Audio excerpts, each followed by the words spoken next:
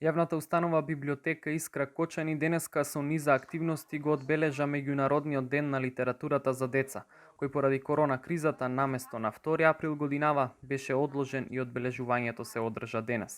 На манифестацијата Фестивал на децата, книгата и музиката во дворот на библиотеката Искра беа доделени благодарници на подржувачите и помагатели на работата на библиотеката.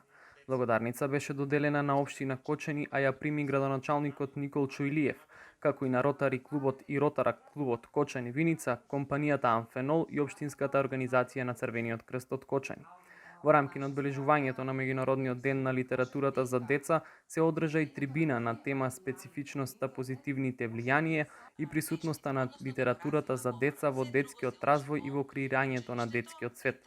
На излагачите професор Јованка Денкова од Филолошкиот факултет при Универзитетот Гоце Делчев Штип, магистер Татјана Лазарова Соговска и магистер Елима Казлиева. Во продолжение на манифестацијата, членовите на литературниот клуб Копнеш читаа меѓународни пораки по повод Денот на литературата за деца, а беше промовирано и делото Мали детски разговори од авторот Зоран Пејковски и книгата Заедно да растеме од Филип Димковски. Манифестацијата Фестивал на децата, книгата и музиката е проект финансиран од програмата од областа за заштита на културното наследство при Министерството за култура и општина Кочани.